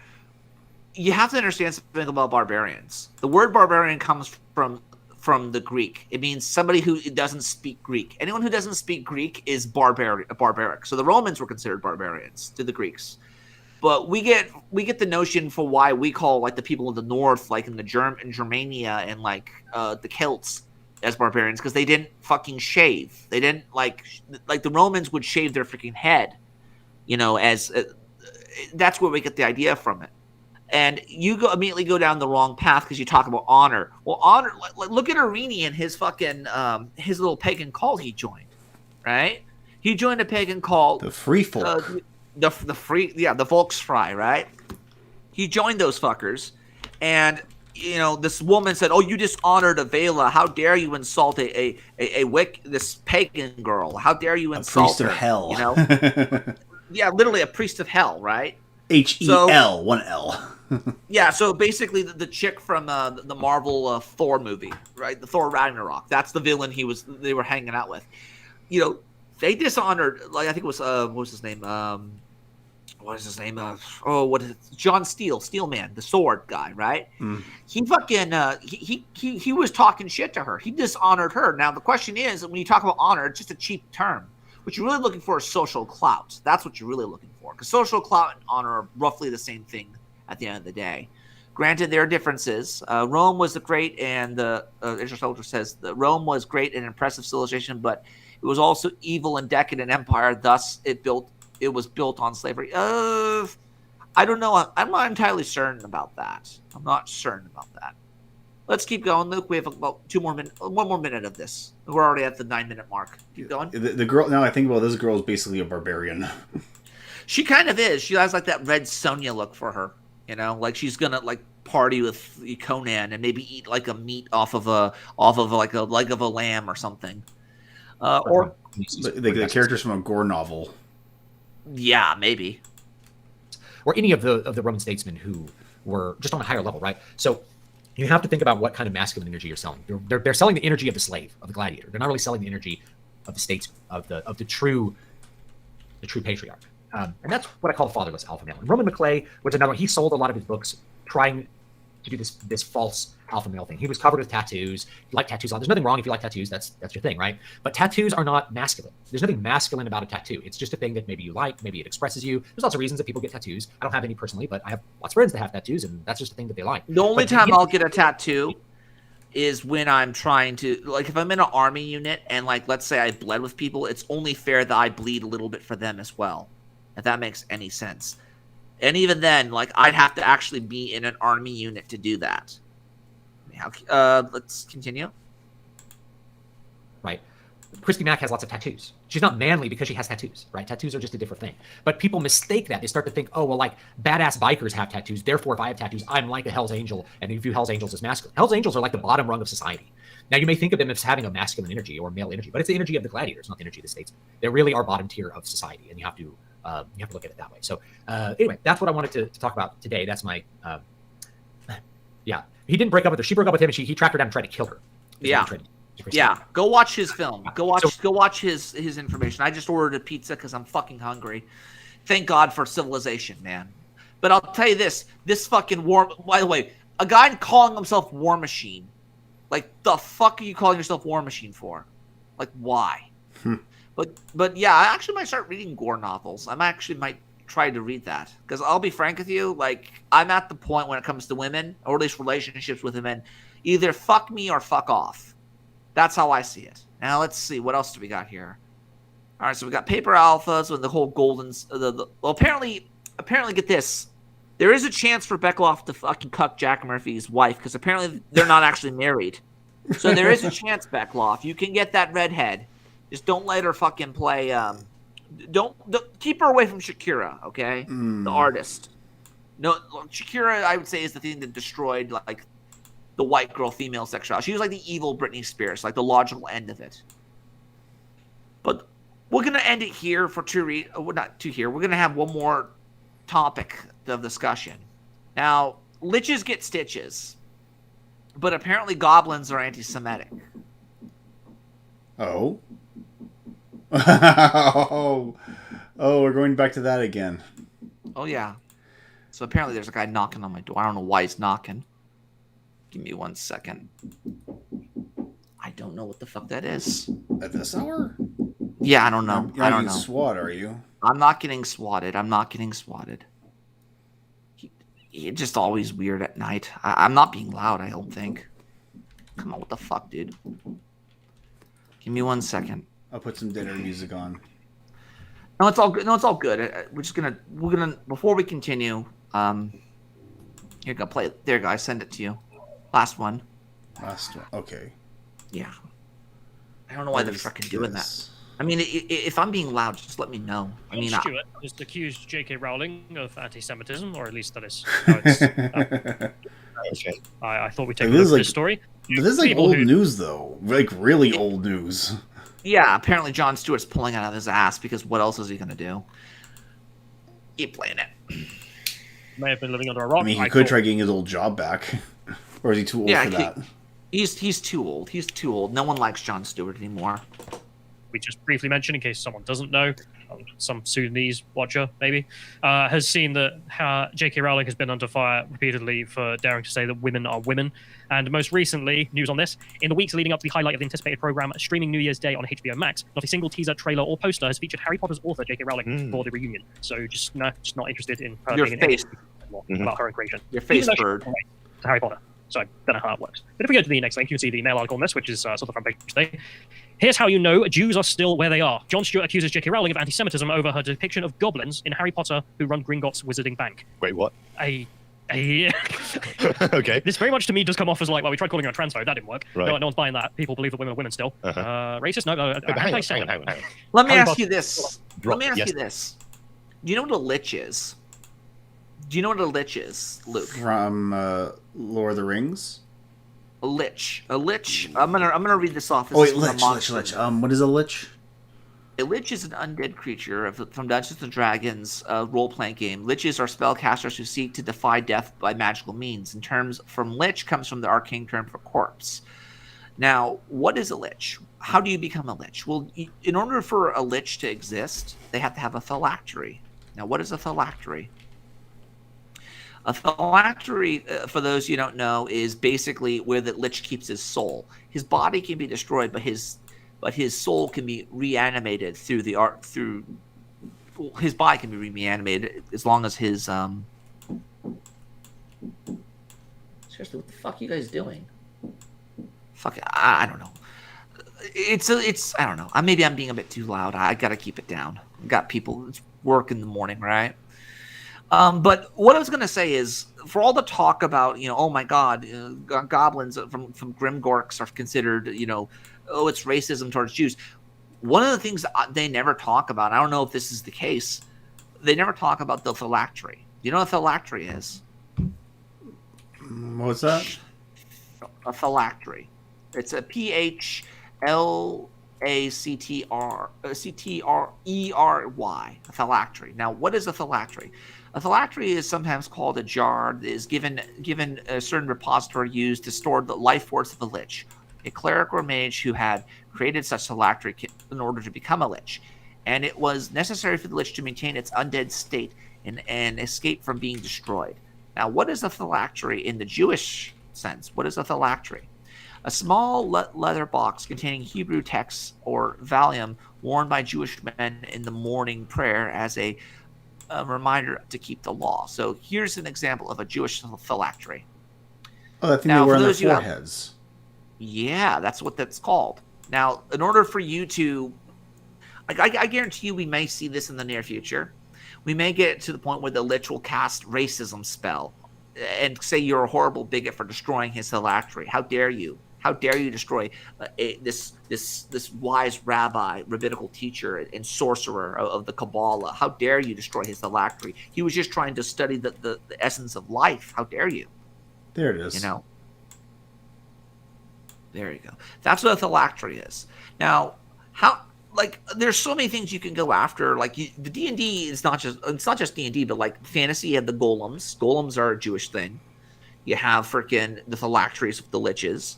And apparently, they really want to make goblins into Jews for whatever reason. Well, the racial stereotype of the market Jew. The market Jew, not the rapist Jew, because apparently goblins are a little. The merchant Jew. I mean, the merchant with Jew. with the grimy little hands. Yeah, exactly. But this is bullshit. But apparently, Jon Stewart's basically saying that she did this on purpose. She didn't do it on purpose. She didn't do. I didn't even remember seeing the goblins in the first movie. I don't know if it was like a deleted scene or something. Oh, this was way before I knew what a Jewish stereotype was, though. Although, if you're looking for racism everywhere, you're going to see it. Yep. And if I'm not mistaken, the floors of the bank actually have triangles that could be construed as the Star of David. Oh, jeez. Let's see if I can. I'll try to find it. Keep playing it. Keep playing while you're looking for it. It's been out for what, 20 years, 25 years? Yeah. He's only just noticed that. Well, okay, fair enough. But J.K. Rowling views are very new, so right. Okay. Bring it back up. He mentioned in there. We'll get to the clip in a minute, in which he ends up mentioning about the fact that he believes that he was in the theater and looking around when he saw the bank and was like, "How is no one else seeing what I'm seeing?" And everyone was just like, "It's just goblins, mate. It's not Jews." But okay, John. So the former host of The Daily Show raised the issue on the December 16th episode of his podcast, The Problem with Jon Stewart. Stewart, who is Jewish, questioned why Rowling chose. There it is. There's the star. Oh, come on. That's just the star. That's just the star of Saturn. What the hell is your problem? How dare you, bigot? To throw Jews in there to run the effing underground bank in a fictional world where people can ride dragons and have pet owls. And then if you scroll a bit, John, we can see the screenshot from the Harry Potter movie in which he goes to the bank and talks to the banker about his money. And this is left here is like, look, that's a Jew. They look like goblins from what Nilbog. You think it is. They look like goblins from Nilbog or goblins from what was it, the movie Troll 2. They really do. Yeah. There's the ringleader right there with his very long fingernails. long fingernails and very long ears. Pointy nose, wide, pointy teeth, and long ears. Says, yeah, I don't see the merchant Jew there. I really don't. I mean, but he's dealing with money, so it must be Jewish. I mean, at this point, these fuckers are just... They're looking for a reason to be offended. And you know, there's plenty of shit out there to be offended by. You know, like... I don't know. I don't know. I'm trying to keep it down now because I don't want to fucking cause too much of an issue because, you know, I don't know. It always happens at this time of that night. I don't know. Anyhow, let's see. I'm going to read some chats. You can't say anything about the bankers, even in fantasy. Well, apparently you can, because apparently they got rid of slavery in Forgotten Realms, the latest version of it. Oh, did they? My phylactery entombed inside a castle gloom under unearthly light, then I return. Yeah. And then let's just be frank for ourselves. I've heard the Jews be called Martians. I've heard the Jews to be called, you know, everything under the sun. Like, I actually had one person say that they were extraterrestrial. According to, I think it was Spirit Science. They're extraterrestrial. So Ben Shapiro very well might be a Lich, or he might be my favorite Martian. Who knows? I like to think that he's a Martian. I just thought that makes it sound cooler. And we give him like the stereotypical like. Harry Potter has the Horcruxes. Remember those? Yeah, and I guarantee you, you know, wouldn't it be hilarious if they said, Harry, don't destroy the Horcrux? That's sort of what Voldemort is. He's a Lich. Yeah. He's a Lich. Yeah, it's like gas on clock. The more these clocks he creates. If I recall correctly, Horcrux is made by killing someone, and when you kill someone, a piece of your soul departs from you, and you contain it in a magical object, which enables you to live forever. Which is exactly what Liches do. So he's basically a Lich. Wow. In fact, yeah, you didn't know about that, did you? Mm. Well, that's why you have to engineer in Forgotten Realms or operate in Forgotten Realms. Explains why he's so corpse-like. Yeah. So this is an example of what a phylactery looks like. So basically, the creation, and we talk about the creation of it. You have to kill someone. You have to kill someone, and in order for it to work, and you have to do it within a 10-day period. Oh, that's this is intense. Yeah. This little image, the phylactery. Of course, I won't let me open it. I'll download some other way. It's all good because we're almost done for tonight. There it is. And then that's very satanic looking.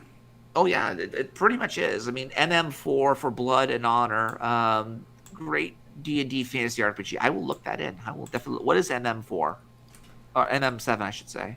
Eldritch Elba. Let me look at that. Monster Might and Magic 7. I see. Okay, that sounds pretty cool. But let me just say this: as somebody who likes D&D a lot, I'd rather play it like with friends around, like with some Mountain Dew and Cheetos and stuff like that, than actually go out and do it, or online game or something like that.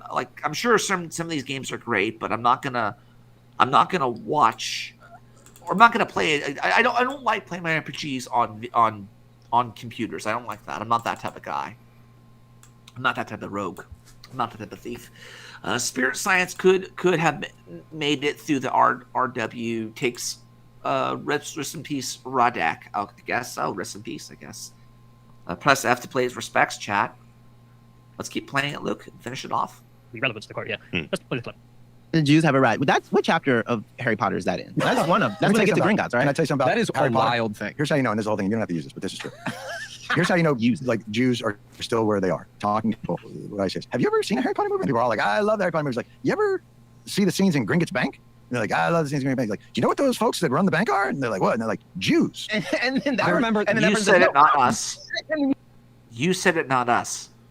You said it, not us. The Jew is saying it, not the Gentiles. The Jew is saying it. Yeah, and at the same time, he's desperately trying to just jump Rowling. Like, that's what we're dealing with now. We're dealing with people who want to just fucking get angry for They're no trying reason. to dogpile on her, it's like she's like the literary equivalent of Michael Jackson. Yeah, she kind of is at this point in the game. The problem is he's dead, and so he can't defend himself. Yeah, I mean, stop! He's already dead. That's basically what we're dealing with now. You hear yourself? Let me show you this it's the Protocols of the Elders of Zion. I just want to show you a caricature. And they're like, oh, look at that. That's from Harry Potter. And you're like, no, that's a caricature of a Jew from an anti-Semitic piece of literature. J.K. Rowling was like, can we get these guys to run our bank? And you're like, it's a wizarding world. It's a world where it's you can like, imagine anything. You can't say that. Come on, Jon Stewart. You can't say that. John, don't. John is such a fucking weakling. I despise the guy. Like, he was okay when he was younger, but like, if you actually look up young Jon Stewart, he was actually kind of like handsome, all things considering.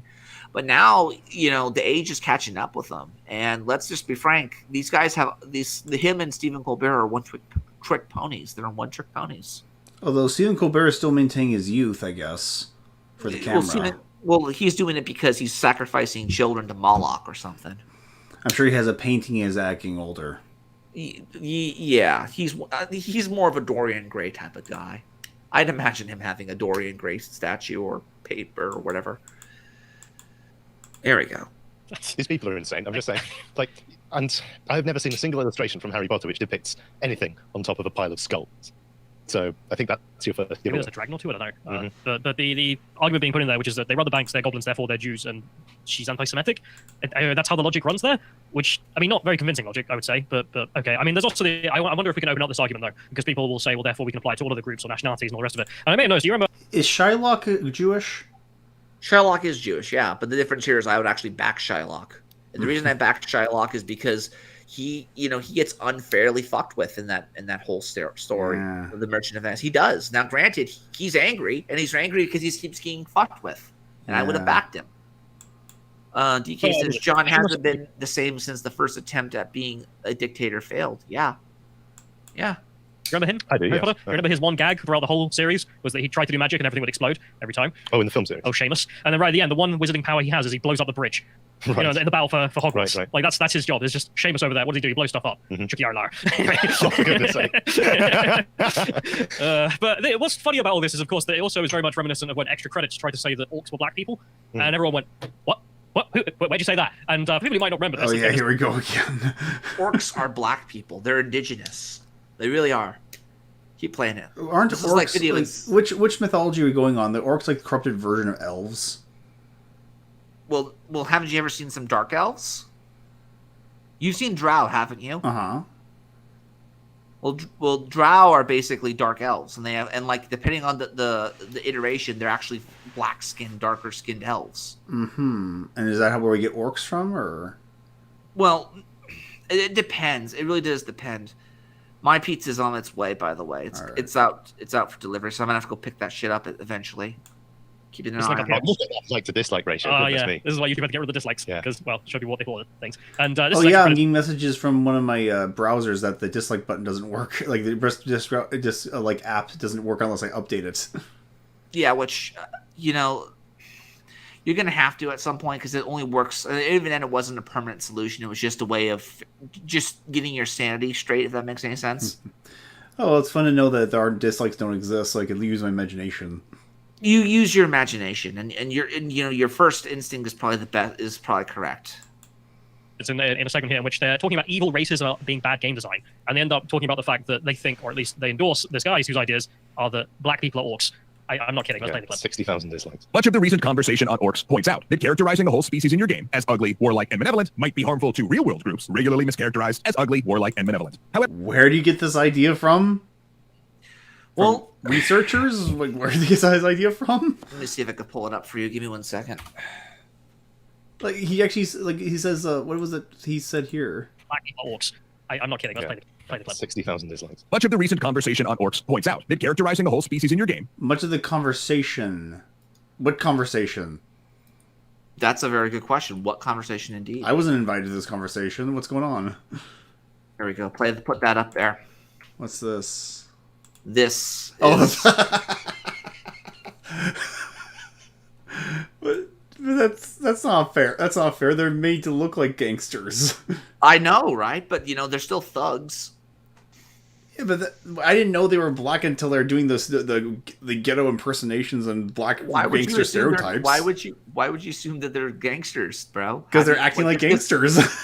What about that makes them gangsters? Just because he has a chain and he has a A sports jersey and a beanie doesn't make him a gangster. No, but Well, being threatening to demanding protection from your territory does. Right. Okay. No, but we need more Bright. We need to see more Bright. That's actually a really good series. I like to get more into. Is it a series or just a movie? It's just a movie. I'd like to see more. I'd like to see more of that particular series, to be honest.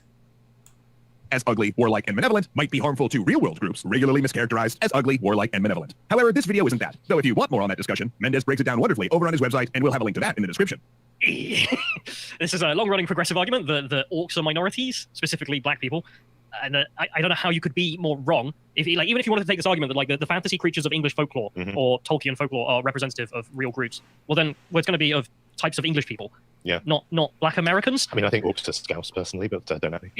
They're Scots. They're legitimately like Scots. Like they're Scots, right? They're supposed to be like even Warhammer 40K understands this. They're Scottish people with a Cockney accent. Hey, all Space Marine. Wah! Like that. And even then, orcs are like they're the faction if you want things to be fun. Let me just say that. But anyhow, we're about done. Luke, final thoughts. I think I have a couple of one here. They're dead, aren't they? Thank you. Well, hadn't you better go and have a cry or something? Would that help? It would help me. I'll do my best. British people. All right, ladies and gentlemen, be good to one another. Take care of one another. Remember, saving the West is a side quest. This is the Digital Renegade podcast.